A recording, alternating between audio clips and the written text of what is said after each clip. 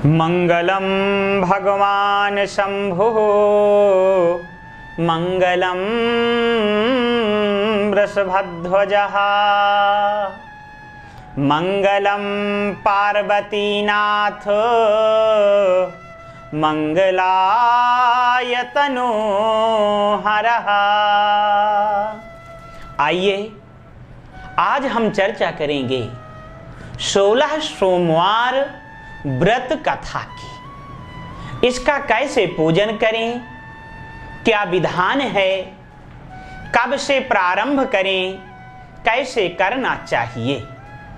देखिए 16 सोमवार व्रत विधि हमें जब श्रवण करना है या प्रारंभ करना है तो चैत्र मास में या वैशाख मास में या श्रावण मास में या मार्गशीर्ष मास में प्रारंभ करना चाहिए। इन मासों पर यदि प्रारंभ किया गया तो हमें पूर्ण रूप से इस 16 सोमवार विधि का फल प्राप्त होगा।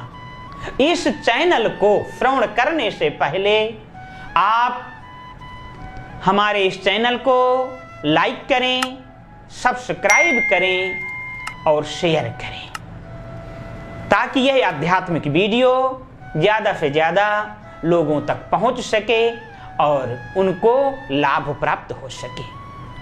देखिए विशेष करके हमारे यहाँ 16 सोमवार की विधि व्रत करने का विधान प्रचलित है, पर श्रावण में सोमवार व्रत करने की विधि ज्यादा प्रचलित है। सोमवार व्रत करने वाले को चाहिए, इसको दोनों लोग व्रत कर सकते हैं। स्त्री पुरुष चाहें तो एक साथ व्रत कर सकते हैं, पुरुष ही चाहे कि मुझे करना है तो वो भी कर सकते हैं, स्त्री चाहे कि मुझे करना है तो वो व्रत को कर सकती है। इसका क्या विधान है? प्रातः काल वेला में जगना चाहिए। जब आप स्नान करें तो तिल का तेल डाल करके जल में स्नान करें। इसके करने से आपके शरीर में, आपके परिवार में आरोग्यता कभी नहीं, आपके शरीर में रोग बाधा कभी नहीं आते। आपके घर में, आपके परिवार में शांति होती है, आपके व्यापार में वृद्धि होती है, आपका मन धर्म कर्म पर लगता है। इसलिए तिल का तेल डाल करके आप स्नान करें, फिर व्रत करें। व्रत करने में भोले बाबा का पूजन करना चाहिए। सबसे पहले मंदिर जाइए, यदि मंदिर नजदीक नहीं है तो अपने घर में भोले बाबा की मूर्ति यदि है, हाँ ध्यान रखें घर में यदि मूर्ति रखना है तो ज्यादा बड़ी मूर्ति नहीं होनी चाहिए, छोटी सी छोटी मूर्ति होना चाहिए अपने घर में। सोने का शिवलिंग, चांदी का शिवलिंग और पारद के शिवलिंग आप घर में रख करके उनका पूजन कर सकते हैं। मिट्टी के पार्थिव भी बना करके आप पूजन कर सकते हैं। पूजन का विधान, जल से स्नान कराइए, दूध से स्नान करवाइए, दही से स्नान करवाइए, फिर घी से स्नान करवाइए, फिर शहद से स्नान करवाइए, फिर चीनी से स्नान करवाइए। दूध से स्नान करने का मतलब क्या होता है? दूध सात्विक गुण का सूचक है। सद्विचार उत्पन्न होते हैं यदि आप भोले बाबा को दूध से स्नान कराते हैं।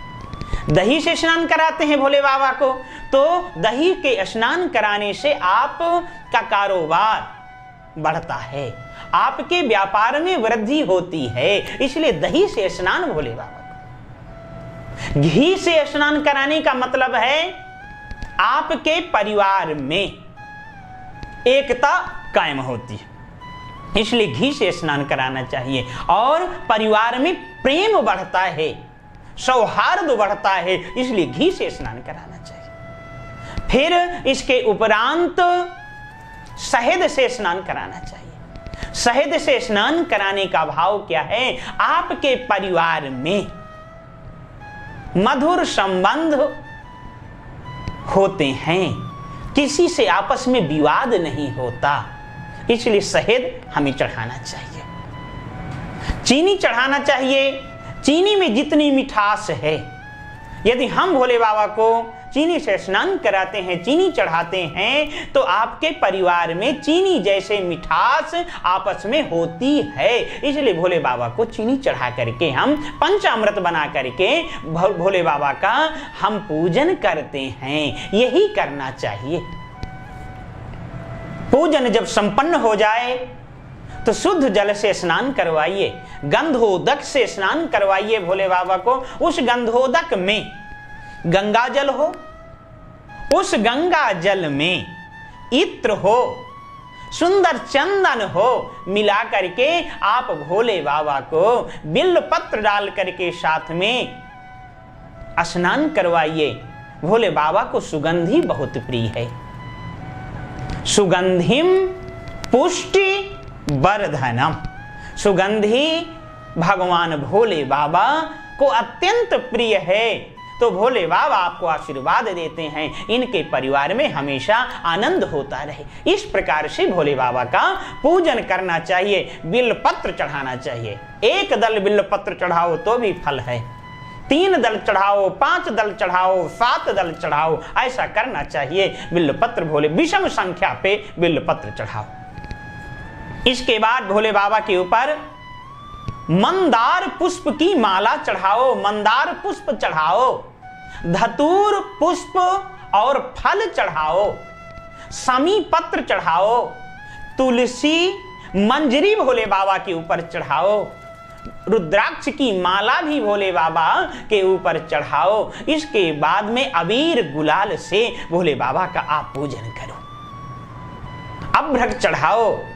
इस विधि से कार्य को करने से भोले बाबा अत्यंत प्रसन्न होते हैं और सुख, समृद्धि, आनंद, ऐश्वर्य का आशीर्वाद प्रदान करते हैं। इस प्रकार से भोले बाबा का हमें पूजन करना चाहिए। जो 16 सोमवार व्रत करते हैं, वैसे भी जो सोमवार का व्रत करते हैं, वो भी इसी विधि से भोले बाबा का पूजन कर सकते हैं।